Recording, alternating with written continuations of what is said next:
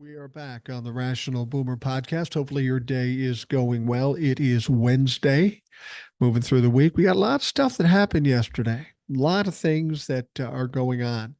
First of all, Jack Smith issued or filed another superseding indictment regarding the January 6th trial against Donald Trump. Now, we were expecting a superseding indictment with some sitting members of Congress. That has not come yet and may not come until after the election day. But this superseding indictment was issued for a very specific reason. We know Donald Trump and Jack Smith have been waiting on pins and needles to find out what Judge Chutkan is going to regard as official and unofficial presidential duties, as suggested by the Supreme Court when they found Donald Trump would have some immunity capabilities with official duties. So while we're waiting to hear from Judge Chutkan on that, what Jack Smith decided to do was issue a new indictment considering those things that the Supreme Court has limited it to. It's basically a workaround to the first indictment. And Donald Trump's not happy about this. We'll talk more about that later. The debate is set up, or so we think it is. We know there's a debate scheduled for September 10th, about 2 weeks away. It had originally been set up with the same kind of rules they had in the first debate with Joe Biden and Donald Trump. No audience, the mic shut off. Then Kamala Harris said, no, you know what? Let's have the mics on. Let's let everybody talk the way they wanted to. And then Donald Trump's team said, no. We want the mics shut off. And they did this for a very specific reason because, well, they're afraid with the mic opens any more than they have to be, Donald Trump will say something stupid. Imagine that. Would Donald Trump say something fucking stupid? So anyway, they're going through this whole thing. Somebody asked Donald Trump about the mics being shut off. He goes, I don't care if they're shut off. They can be on. So we've got Donald Trump agreeing with Kamala Harris, and you would think that would be the way it works out. But that's not the case. Donald Trump's team does not want that. Well, Donald Trump announced yesterday that they've agreed on everything and the debate will go forward on September 10th. But there's been no indication that Kamala Harris has agreed to have the mic shut off. Whenever Donald Trump's talking, you don't know what the fuck is going on. We need to wait and see what really happens. That debate is scheduled. How it will all shake out, we don't honestly fucking know at this point. And lastly, everybody's been talking about Kamala Harris not sitting down with the press. That's going to happen tomorrow on CNN. Kamala Harris will meet with some journalists, and I use that in loose terms, from CNN, and we'll take questions. But apparently, Tim Walz is going to be there too, and I'm not sure why. I think it might have been better if it was just her, but what the heck? We all love to see Tim Walz, and he'll be there. So let's watch and see what happens. Still slowly but surely getting over this cold. I'm better. I feel better, but I get these coughing jags and weird shit. And so you have to bear with me a little longer. I apologize for the cold, but what the fuck am I going to do? I got to do this show every day. And if I got a cold, I can't take the day off. But this isn't new to me. People will say, why don't you take some days off because you got a cold? Well, back when I was a traffic reporter, uh, I had to be there every day. There really was nobody who could back me up.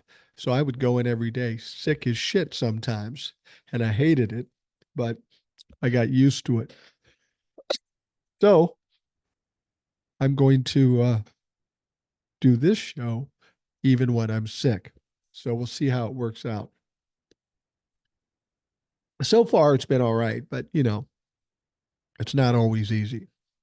And some people get annoyed that I cough or do something. Well, too fucking bad. I'm doing the show. We've got a bunch of emails, so let's get to them.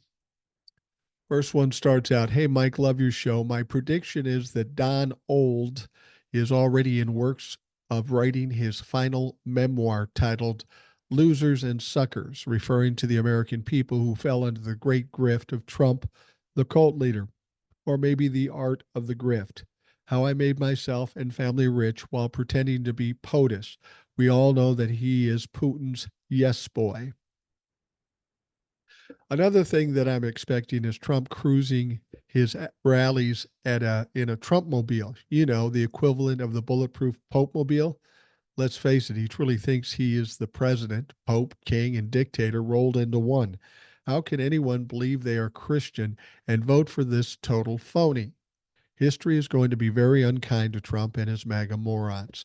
Keep up the great work, Andy from Iowa. Now, Andy had a second email, which we'll read now. Hey, Mike, Andy from Iowa again. I'm wondering how the things Greg Abbott in Texas is doing to migrants is not a crime against humanity. He promises employment and whatever else, and then puts them on buses, ships them to northern states, opens the door, and says, get out. How the hell can this be legal? It's not legal. It's called human trafficking. And there is some investigations going on about this. What's going to happen? If there'll be any accountability, I don't know. When we're talking about the judicial system and politics, something's really wrong there that needs to be changed. So, anyways, homeless, no job, no food, and left to their own devices in a foreign land and a burden to whatever state that he has sent them. What a heartless prick. He gets the Asshole of the Year award.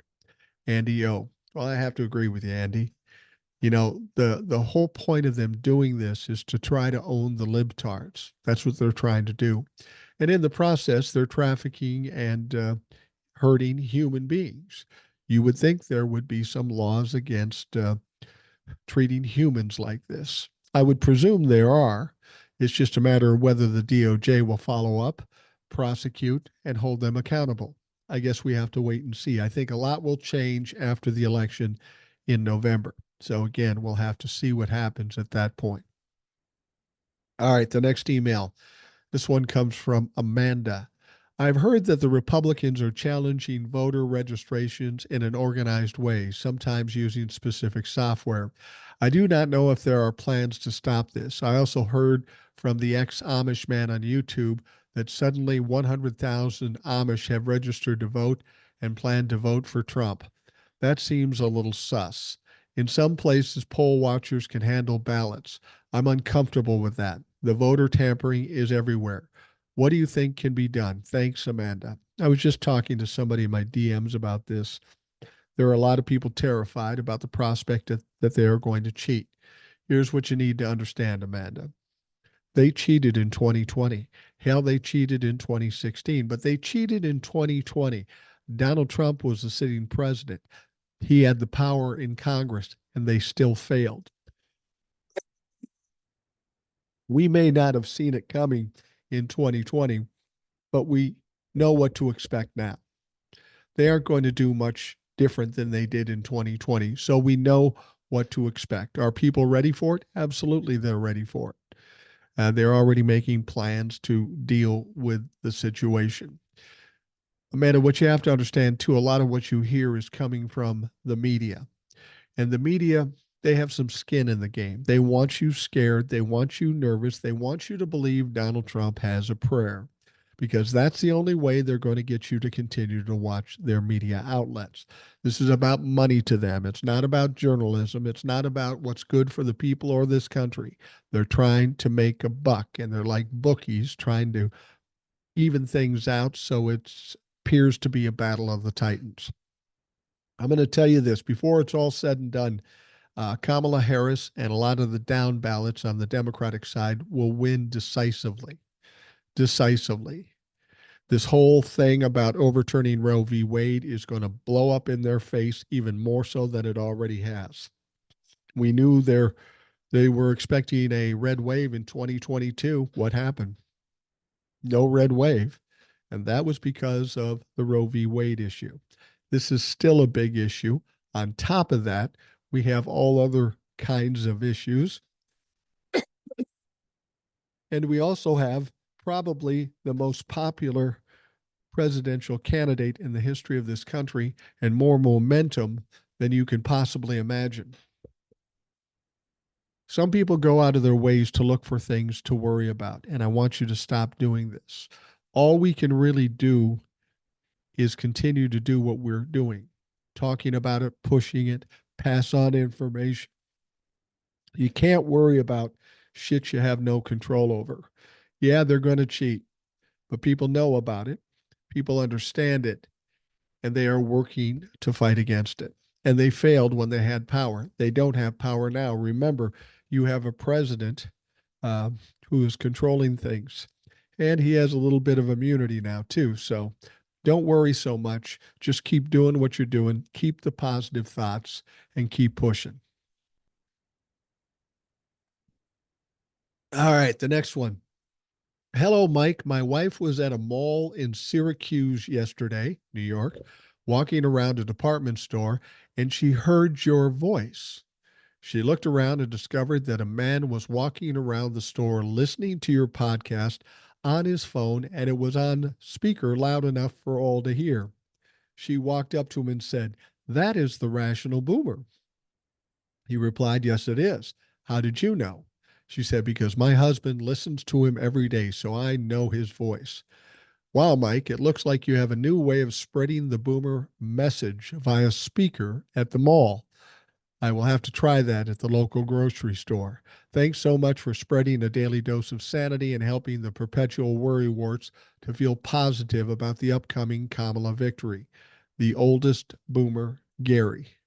Thank you, Gary. I got to be honest with you. Somebody walking around a mall with a podcast playing on the speaker, that's a little fucking rude. Now, the fact that he was listening to the Rational Boomer podcast, I appreciate it. I appreciate the promotion of it all. I think it's kind of crazy. I think it's kind of cool. But, if you're listening to my podcast or anybody's podcast, you probably want to have headphones on or earbuds. I mean, here's the deal. Um, I have a tendency to swear now and again. And if there's kids around, probably not the best to have it blaring on your phone in a public place. I know my son one time, all his friends, well, some of his friends listened and they kept saying, "You should listen to your dad. You should listen to your dad." And so one day he had a bunch of extra time and he punched it up on his phone and he hears me talking and he's watching and whatever. And my little granddaughter's running around. And then it comes the motherfucker word. He immediately shuts it off. He says, "Dad, I'd listen to it. But when Junie's around, I can't because you're swearing all the time." I said, "Well, this show isn't for Junie anyway. She shouldn't be listening to it." Thank you for that, Gary. That's kind of cool. All right, the next one. This movement feels very September 12th and like the Obama era, like we're all in this together. Happy that we are freed again from the MAGA movement. It's like we can breathe and feel joy again. Not to take anything away from Joe Biden because he helped us get here. Nanner. That was a comment on the podcast page. And Nanner, I appreciate that. Yeah, this does feel a lot like the Obama era, but I think it's even bigger than that. I really do. Because while we were coming out of difficult times with Obama in terms of economics, with the George W. Bush failure, there's more this time around. There's more this time around because it was economic and Joe Biden pulled us out of that. But all this overturning democracy, upending the country, trying to overthrow the country, all the criminal activities by Donald Trump, what we've gone through over the last 4 years, people are starved for some kind of resolution to all this. I believe what's going on now, the Republicans are basically at war with women. So it seems appropriate that a very strong, intelligent, articulate woman like Kamala Harris be the one to pull us out of that. I think the momentum, the excitement is even bigger than what we had in with Obama. I do believe that. All right, the next one was a comment on the podcast page too. When you summed up the RFK endorsement of the Manchurian cantaloupe as one crazy, dumb, corrupt motherfucker endorsed another crazy, dumb, corrupt motherfucker, you got my follow. Love to hear it in its passionless banality of calling out what everyone can see but can't bring themselves to express.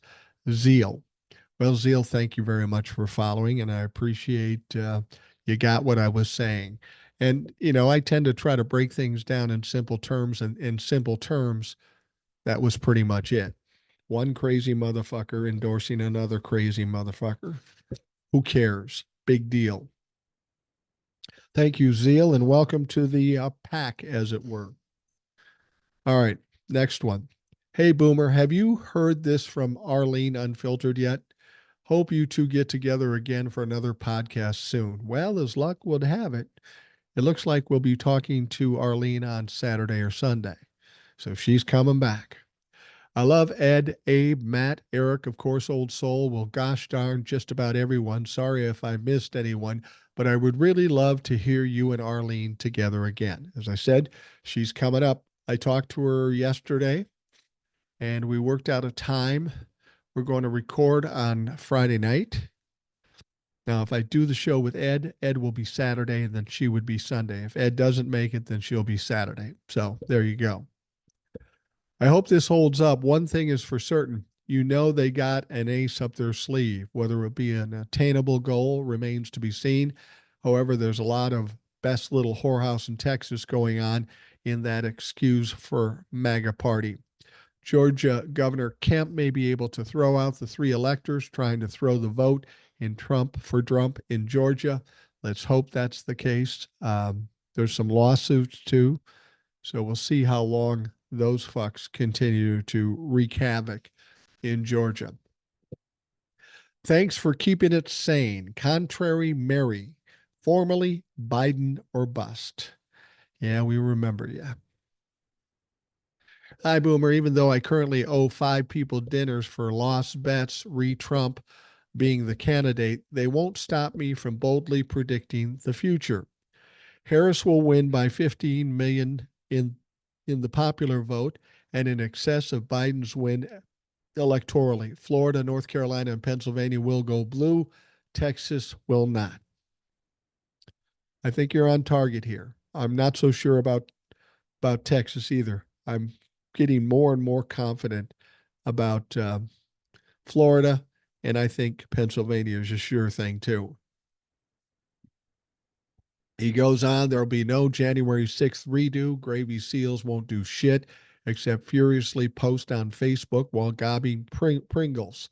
There'll be a burst of judicial type objections, but the win will be of a nature that even Thomas and Alito can't fuck with it.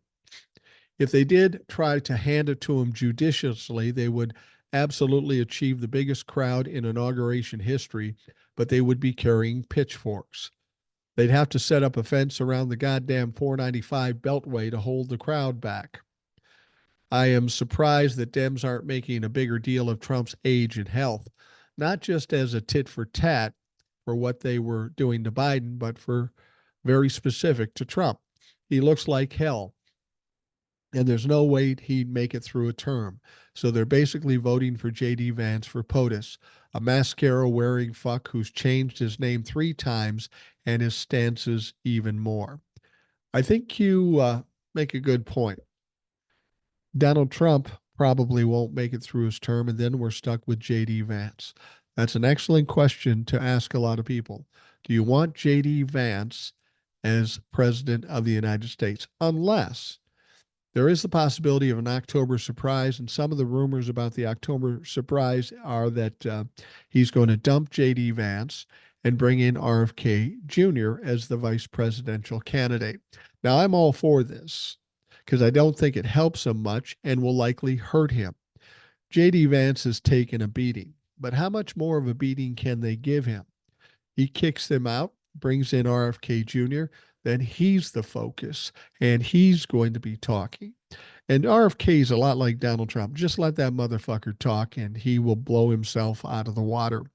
But once JFK or RFK comes in, if he does as vice presidential candidate, we have all new material to whip up in the narrative. The noise may have calmed down a little bit for JD Vance, but he'll whip it up again. Again, I've said before, just leave it to Donald Trump. He will fuck it up every time. Now, this emailer says RFK Jr. is meaningless. If anything, he hurts Trump. Agreed. Good grief. All right, boom. Thanks for what you do. Best garage door, Jeff. And is typically the case, he has a PS.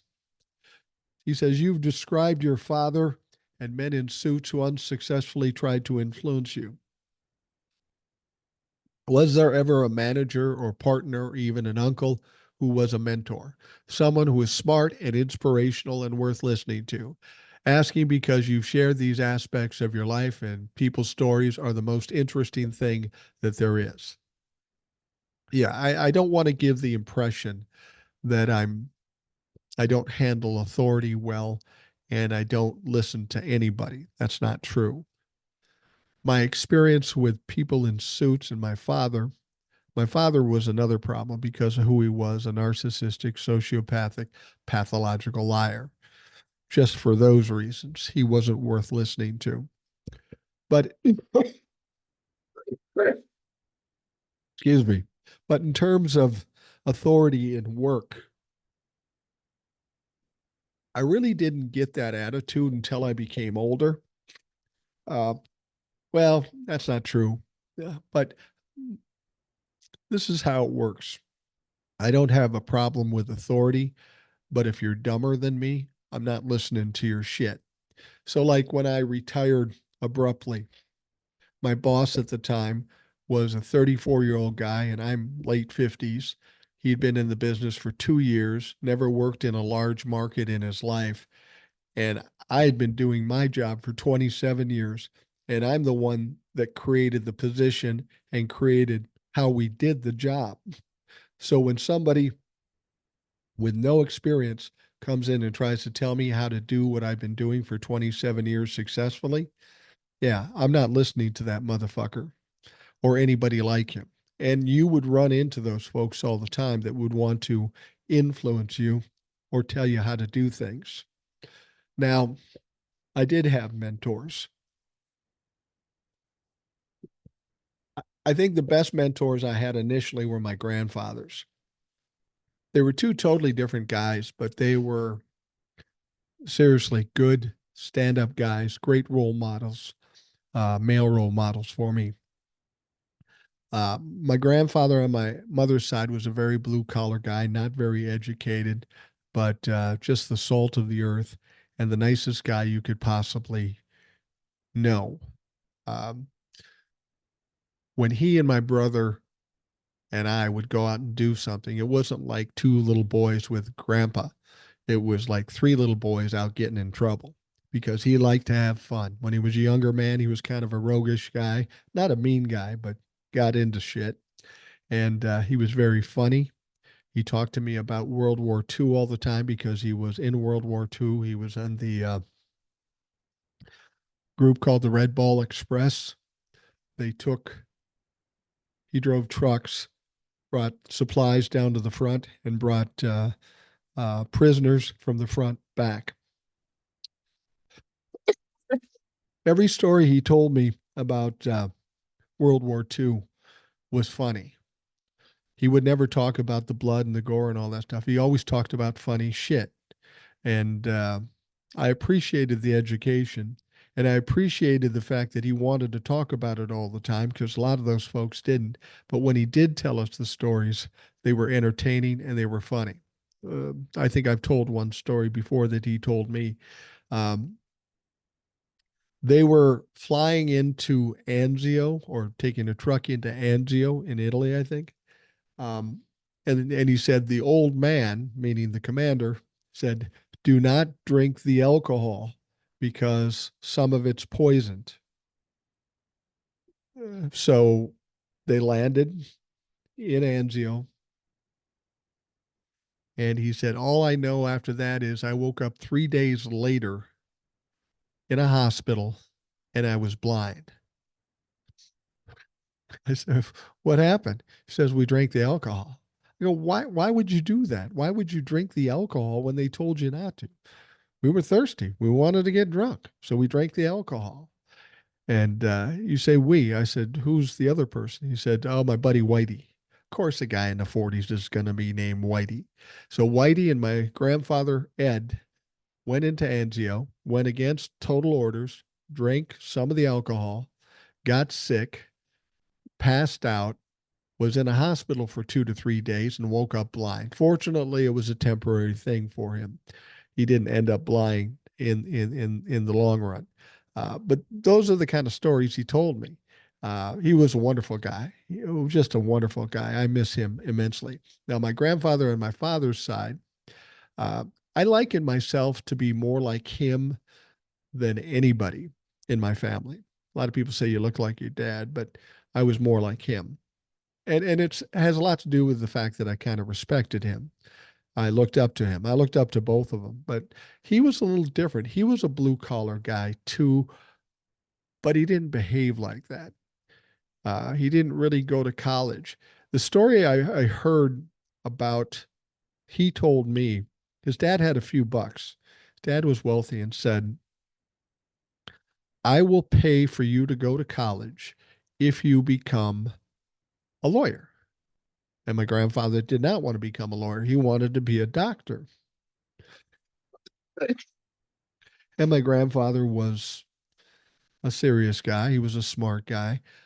So he refused to be a lawyer. Dad didn't pay for college, and he ended up being an offset printer and did a fine job, made a lot, well, a reasonable amount of money. He was never in trouble for money, and grandma worked for the phone company. So they did really well. And they were more, they seemed more upper middle class than my other grandparents did. But my grandfather, he talked to me a lot. He was very measured. He was very smart. He was very funny, and he was very even tempered too. I don't think I ever saw either one of them get angry at the kids or their wives or anything like that. But those two really probably are the any reason why I came out relatively normal. And to be honest with you, in my jobs, when I got to be in my 20s and early 30s, well, my 20s anyway. My wife and I were married. We were having a kid. I got a house. Now, when you're young, you don't know what to do. There's a lot of things you don't know about what you're getting into.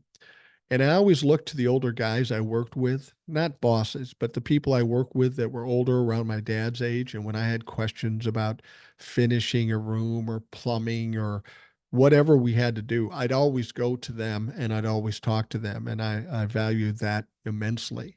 So, yeah, I did have many mentors. My grandparents, my grandfathers were a big role model for me, a male role model. Some of the people I work with, uh, I would go to them. And when I worked in radio, I worked with some people that were very experienced. And because they were very experienced and knew what was going on, I would always go to them with questions or to get advice.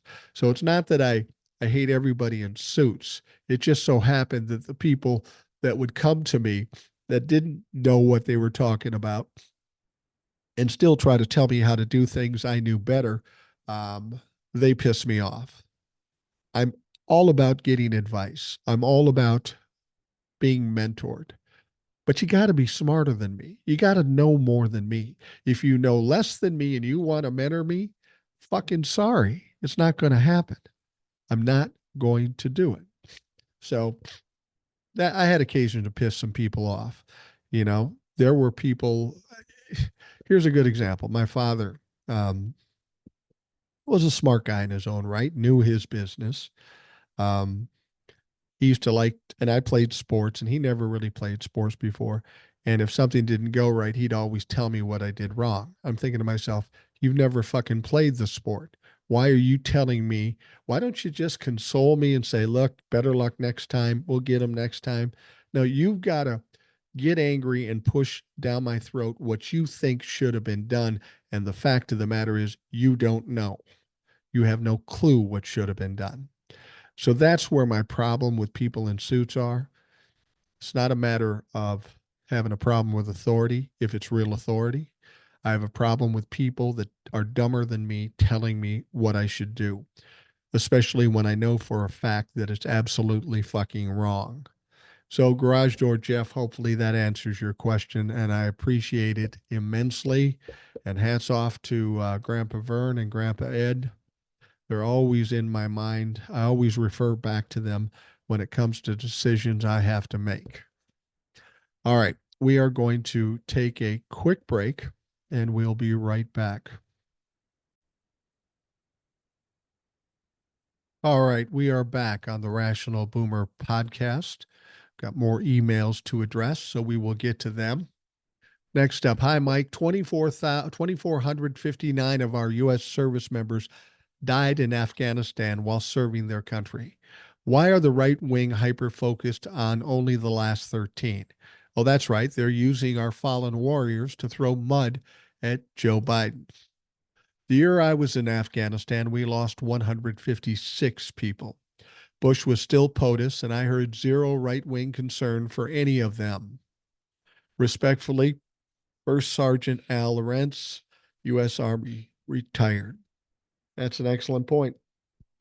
It's all about owning the libtards. Whatever they can throw mud at Joe Biden or the Democrats, they're going to do it. They don't recognize their own failings, and they are many. Thank you, Al.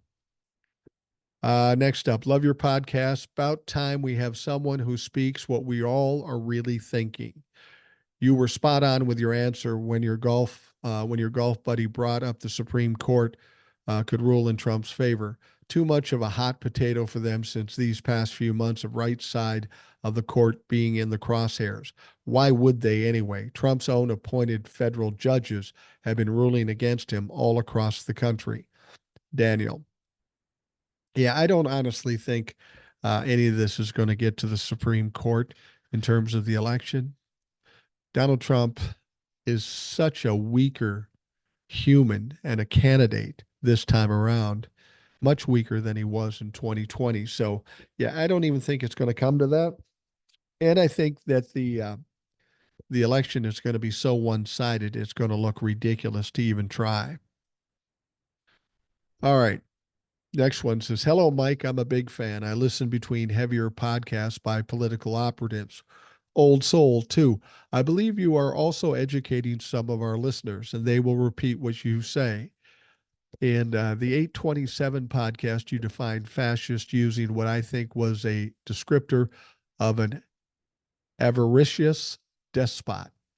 I'm asking you to please double check definitions of fascist far right, often emphasizing nationalism. Please understand my request somewhat in the way you suggested, not on ramping Trumplafucks. Thanks. Mimi. Well, Mimi, you have to understand, I have some experts that come on here that know all the specifics and the details. I'm not that guy. The guy I am is I look at the situation, I analyze the situation and decide where we go. I know some things, but if what you're trying to do is determine whether I was using the term fascist correctly, I'll check into it and see what we can say. But I understand your point.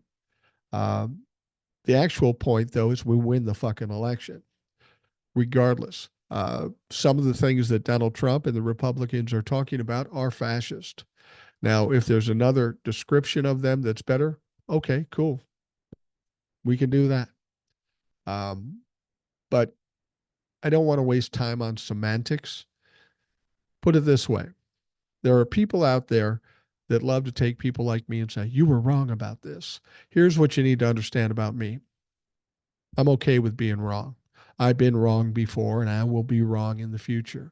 It doesn't upset me. It doesn't hurt my ego. I'm all for hearing about when I'm wrong. And if I can fix it, I do. So I don't know what you want me to say to that. You want me to say I was wrong and I shouldn't have called him a fascist? Okay, cool. I don't care. The fact of the matter is Donald Trump is a piece of shit. That I know is accurate. He needs to be eradicated from our political system, as well as all the Trumplafucks. They are all pieces of shit.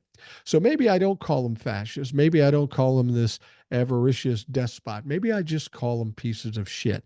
I think I don't think anybody can argue with me on that as to whether or not that's true or not. All right. Next one comes from Old Soul. Ann Coulter is one of the most vile racists of my lifetime. That's saying something because she had some stiff competition. In case anyone in the Boomer Brigade didn't know who she is, she was the first to attack Gus Walls online after the DNC. Anyway, she's a Trump sycophant, though, and through and through. And so imagine my surprise when I saw she posted this on Twitter. My wife saw a T-shirt she wants to get. It says, "I'm voting for Gus Walls' dad." I like that. Quote, "Attention, Donald Trump. By the way, the Harris campaign is demanding a rule change of not muting mics at the debates. They're betting you won't be able to shut the fuck up and will lose the debate as you did with Biden." Quote, one, don't agree to the rule change. Two, learn to shut the fuck up.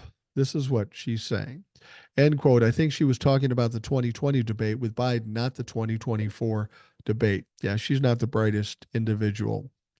Looks like Trump has made the mistake of underestimating the crazy within MAGA. Where I'm from, they say the patients are running the asylum. I've always said that Trump's downfall will be his mouth. I can't believe Ann Coulter agrees with my observation. Every single ignorant, racist, and demeaning thing Trump has ever said is coming back to bite him in the you know what. All his lies are coming back to haunt him, and he can't wiggle his way out of it. The best thing he can do is close his mouth and stop talking, but unfortunately, Kamala and Tim are a runaway train. He can't afford to shut up. Trump has pinned himself between a rock and a hard place. He has to do rallies, he has to put himself out there, but the more he does,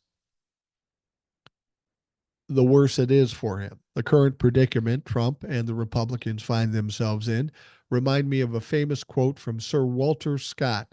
"Oh, what a tangled web we weave when first we practice to deceive." Thanks for all you do, old soul. And you're absolutely right. Donald Trump is painted into a corner. Donald Trump and his Trump acolytes would love for Donald Trump not to do this debate because he's going to get annihilated. There's no question about it. He's going to get annihilated. I don't care if the mics are off or on or if it's on Fox News. Donald Trump's not even on the same level with Kamala Harris. Kamala Harris is a prosecutor of some note. She was an attorney general. She's used to talking to dumb fucks like this. She's used to tearing down dumb fucks like this. So I'm not at all worried about her, regardless of what the rules are. Um, and Donald Trump would prefer not to do the debate. I'm certain of that. But he's got a problem. If he does the debate, he could get annihilated. Now, he's delusional. He maybe thinks he can pull this out, but he can't. Uh, but on the other side of the coin, if he doesn't do it like his acolytes don't want him to do, well, then he looks like a pussy ass bitch. And we know how Donald Trump hates to be embarrassed and to made to look weak. So he's got a tough choice here. Do I face mass destruction or do I look like a pussy ass bitch? Knowing Donald Trump, I think he will show up because I think he's delusional enough to think that he can pull this out. And it's better for him to be thought to be a tough guy, a strong guy, and lose as opposed to not show up, not lose, and be a weak ass punk. He says now he's going to show up. The rules haven't changed. The mics will be off. And again, I don't think the mics being on uh, are going to help Kamala Harris because she's not going to interrupt. She's going to be professional about this. The only reason Kamala wants the mics on because it gives more time to Donald Trump to say something fucking stupid. But even if the mics are off, he's still going to say some stupid shit. It's just not going to be as much as if the mics were on. So I don't really care what the rules are. I just want to see him on that stage with Kamala Harris. And it sounds like there's not going to be an audience too. And I think that works in Kamala's best interest too. Kamala Harris is good at what she does. They like to talk shit about her, but just watch. Just watch when this debate happens. It's going to be like the election. Not even fucking close. All right, here's a note somebody wrote, presumably to Donald Trump. Starts out, "Dear piece of shit, Donnie, sir. What the fuck is the matter with you? Can you pull yourself together long enough to stop losing your shit? Word has it you're sulking around Mar-a-Lardo in nothing but a dirty diaper, yelling to anyone within earshot that Kamala isn't playing fair. That's another thing. She had two elementary school kids tutor you on how to pronounce her name, and you still can't get it right. If you can't do that, who the hell is going to trust you to run the country? You go off on these half-ass benders that make you sound like the total dipshit you are, and then you yell at your staff for giving you good advice that you refuse to follow. My God, man, enough is enough. Even your imbecilic blind sheep are starting to wonder why they are voting for you. All I can say, sir, is that you brought this on yourself. You should have known you were nowhere near smart enough to pull this off, but honestly, you believe you're brilliant. Well, now you're going to get destroyed in the election. After that, the fun really starts, sir. You're going to owe much more money than you have, and all these trials are going to actually go through. You're going to be incarcerated and penniless. Sir, do you know what I'm going to do then? I'm going to throw a party. We're going to laugh and toast your demise. It's been a long time coming, but it is coming, sir. All I can say is you deserve everything you get and then some. I hope you live long enough to see even your minions turn on you. And when that is done, you can pass away and rot in hell." Okay, Mike, Philly Paul signing off. I couldn't let Panzer have all the fun. Have a great day. Thank you, Philly Paul. I appreciate that. And that is a very respectable note to Donald Trump. Even if he hears it, I'm sure he won't heed it. But, it was worth the shot. All right. Let's talk about some of the news, some of the big news that came out yesterday. Special Counsel Jack Smith Tuesday announced that a grand jury had re-indicted former President Donald Trump on 4 charges related to his January 6, 2021 coup attempt to honor the direction given by the U.S. Supreme Court in its July ruling holding that Trump was immune from the criminal prosecution official acts. So basically, what Jack Smith did is took the old indictment, pared it down a little bit so that nothing the Supreme Court suggested could impact this particular indictment, and re-indicted him. Smart move. And it pissed off Donald Trump. We'll talk more about how he reacted to this. So today, a federal grand jury in the District of Columbia returned a superseding indictment, Smith wrote in a separate filing to U.S. District Judge Tanya Chutkin, who was handling the case. The superseding indictment, which was presented to a new grand jury that had not previously heard evidence in this case, reflects the government's efforts to respect and implement the Supreme Court's holdings. Trump's first public reaction to the new indictment was to repost a message on Truth Social by Mike Davis, a former Senate lawyer who supports him, that ends with, "Bottom line, there's no chance this case goes to trial before the election. Trump wins, Jack Smith fired, case closed." Well, he only got one thing right there. It will not go before the election. Trump doesn't have a prayer in hell of winning. Jack Smith will not be fired. Hell, he might end up being the AG, and the case will be closed, but Donald Trump will be in fucking jail. About an hour later, Trump personally responded with a 5-post screed on his social media platform in which he called Smith deranged and claimed without any evidence that the prosecution was being directed by President Joe Biden. He also repeated his lie that Democrats had cheated to win the 2020 election. He ended with persecution of a political opponent. The superseding indictment, as it is known, charges Trump with the same 4 counts as in the original indictment that was filed a year ago: conspiracy to defraud the United States, conspiracy to obstructing an official proceeding, and conspiracy to deprive millions of Americans of their right to have their votes counted. It follows the same narrative structure, laying out how Trump spent months after losing his 2020 election or re-election bid laying the groundwork for the violent assault on the Capitol by his mob of followers. It said, despite having lost, the defendant, who was also the incumbent president, was determined to remain in power. So, for more than 2 months following the election on November 3rd, 2020, the defendant spread lies that had been outcome determinative fraud in the election. He had actually won. These claims were false, and the defendant knew they were false. But Smith's new indictment does not reference Trump's efforts to enlist federal government employees in the executive branch who all technically report to him. For instance, the original indictment had mentioned a Department of Justice official whom Trump considered making his attorney general because of his willingness to tell the state officials that voter fraud had occurred. The new indictment does not include the official as a co-conspirator, but does still include the other 5 individuals who were not in government.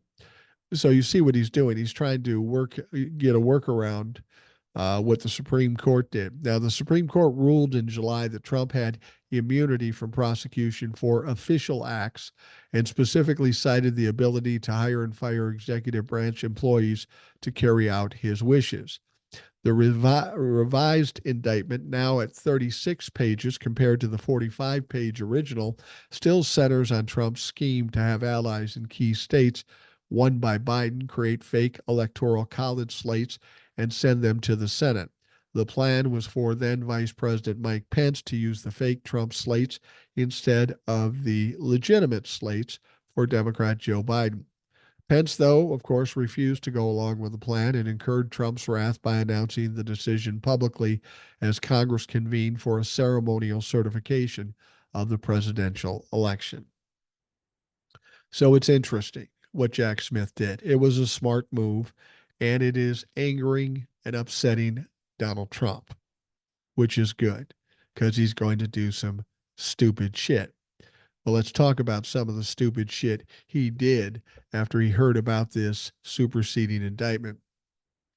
Donald Trump basically erupted into a tirade on Truth Social because Jack Smith's announcement Tuesday that the Trump had been reindicted on 4 charges related to his January 6, 2021 attempt.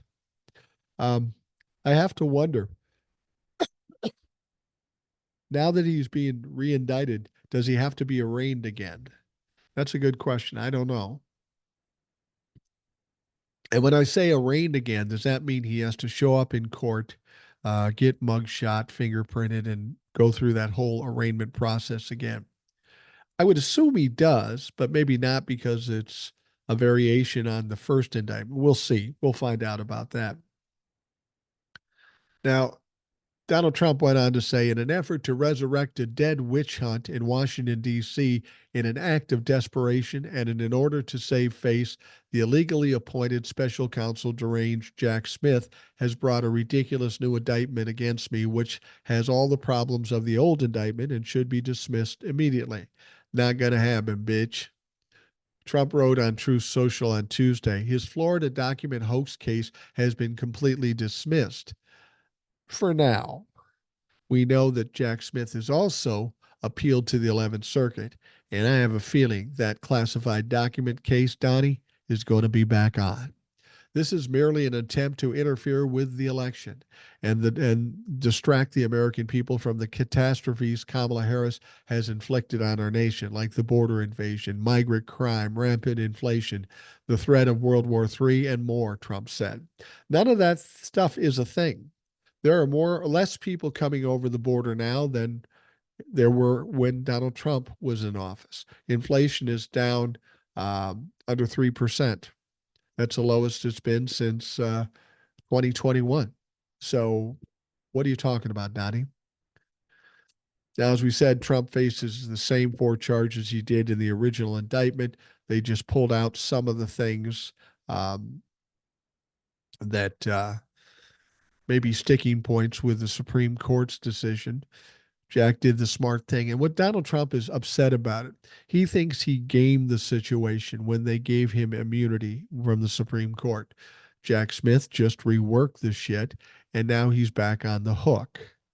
And Donald Trump is angry about it. He's been trying to play games. He's been trying to fuck around, but he found out that Jack Smith is smarter than he is. Now, we knew that. Donald Trump did not know that. And Donald Trump is not off the hook. He's still pushing for the election, thinking somehow, some way he's going to win this thing, but he's not. He's not going to win. I keep getting people coming to me saying, I'm afraid he's going to win. He's not going to fucking win. If you look at the facts, there is nothing that suggests he will win. Just not going to fucking happen. And when he doesn't win, he's going to have all these trials going on after the election, and he's going to have no protection. He's going to have no support from his MAGA fucks because they'll be pretty much destroyed after getting their ass whooped in the election in November. He's not going to be running for president. He's not going to be president. He's going to be a dumbass civilian with dirty diapers, and he's going to get his ass kicked. So now this is a slightly shorter indictment. It no longer mentioned Trump's efforts to, as I said, enlist federal branch employees. He's basically doing a workaround so that now it considers the potential immunity that Donald Trump might have, and it works around that. So now he can be indicted again. And this was an indictment brought by a grand jury. It wasn't Jack Smith just pulling something out of his ass. A grand jury decided that Donald Trump should be indicted. Trump said it was shocking that he had been re-indicted immediately after our Supreme Court victory on immunity and more. I've also been informed by my attorneys that they're not even allowed to bring cases literally right before an election, a direct assault on democracy, he wrote. This is an unprecedented abuse of the criminal justice system. Trump also claimed without evidence that Vice President Kamala Harris is actively pushing the re-indictment. Smith rewrote the exact same case in an effort to circumvent the Supreme Court decision. The people of our country will see what is happening with all these corrupt lawsuits against me and will reject them by giving me an overwhelming victory on November 5th. Donald Trump, you are a delusional motherfucker. You're not going to win. Everything you've done has been a failure. Overturning Roe v. Wade. That's just taking constitutional rights away from 50% of the public and pissing off 75% of the public who support Roe v. Wade. Now, if that was the only thing, that is enough to sink the election for Donald Trump. But that's not the only thing. Being adjudicated as somebody who sexually assaults women, 34 felony convictions. Yeah, that happened. And those are the things that are going to give him trouble in November. He's not going to win. Every time he opens his mouth, he makes himself look like a fool. He loses votes. There's nothing he's doing to gain votes. We know that there are Republicans that are going to the Kamala Harris side. We know there are more than 50% of the independents that say they won't vote for Donald Trump. When you factor in all those things, there's no way he can win. It just can't be done. So I'm not too worried, but I guarantee you, Donald Trump is a worried motherfucker at this point.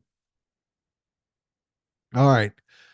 Republican presidential nominee Donald Trump claimed Tuesday that he and his Democratic rival Kamala Harris have agreed to some key terms for their upcoming September 10th debate.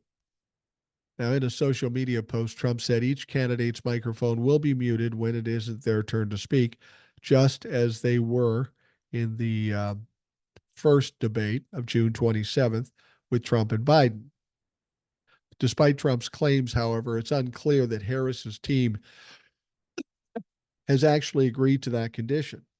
Donald Trump loves making statements, but they aren't always agreed upon. A source familiar with the negotiations told Huffington Post the microphones remain an ongoing conversation, so they haven't agreed to anything.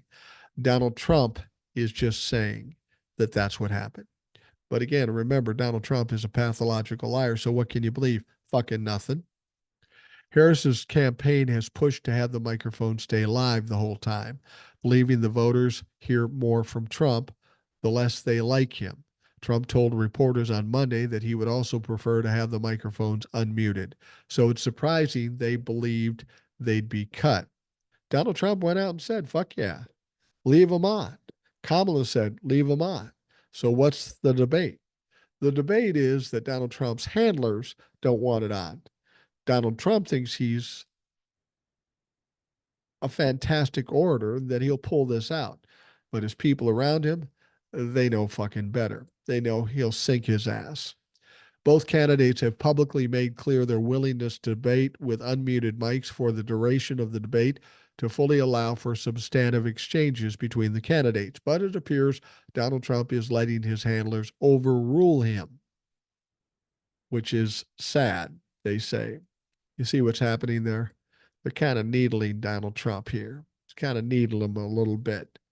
You're being a pussy. Your people are telling you what to do. You aren't thinking for yourself. Trump also claimed on social media on Tuesday that the two candidates will be standing up the whole time, cannot bring notes, and have been given assurances by ABC that neither candidate will get questions in advance. But will there be pushback? Will there be fact checking? We know that Donald Trump does not like fucking fact checking. Oh, he does not like that. We're 2 weeks away from that debate. It's going to be interesting first to see if it actually comes off. And if it does, what are the terms of that debate? But we know how the debate is going to end, regardless of what the rules are or the media outlet it's going from. Donald Trump doesn't have a chance to beat Kamala Harris in this situation.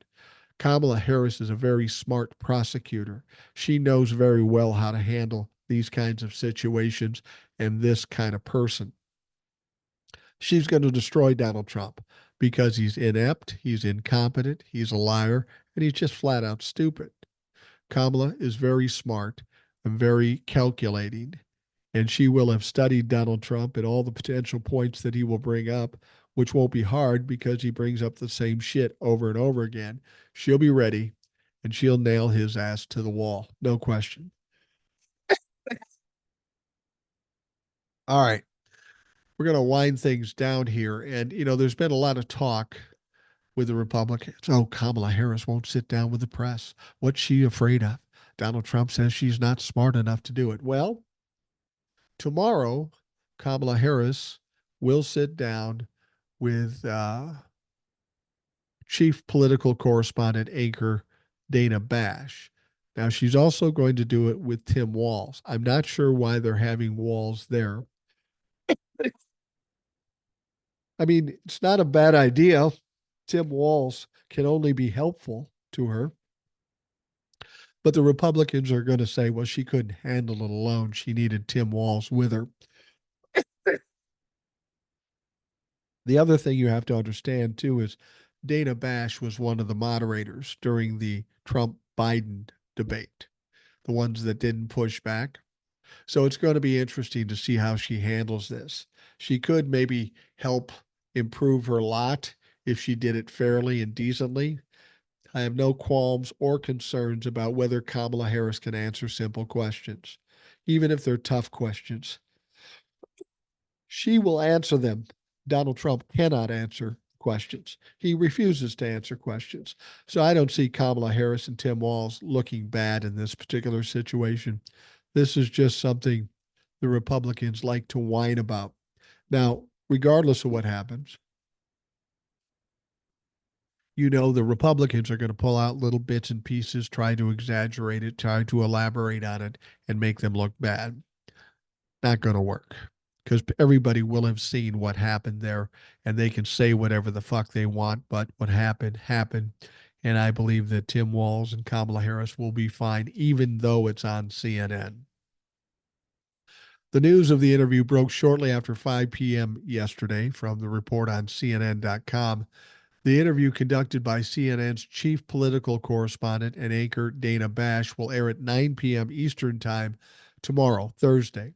It occurs as the candidates embark on a bus tour through the battleground state of Georgia and marks the first time Harris has sat down with a journalist for an in-depth, on-the-record conversation since Joe Biden has dropped his bid for a second term.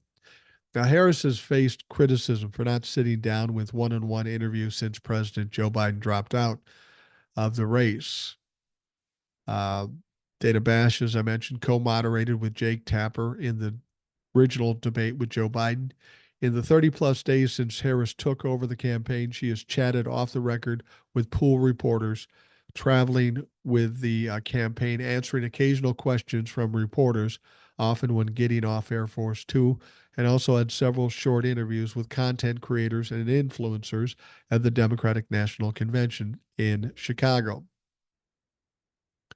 Alex Marquardt, who was guest anchoring for Wolf Blitzer on the Situation Room, reported the news Tuesday afternoon, noting that the interview would come just 2 weeks before Harris is scheduled to debate her Republican opponent, former President Donald Trump, on September 10th on ABC.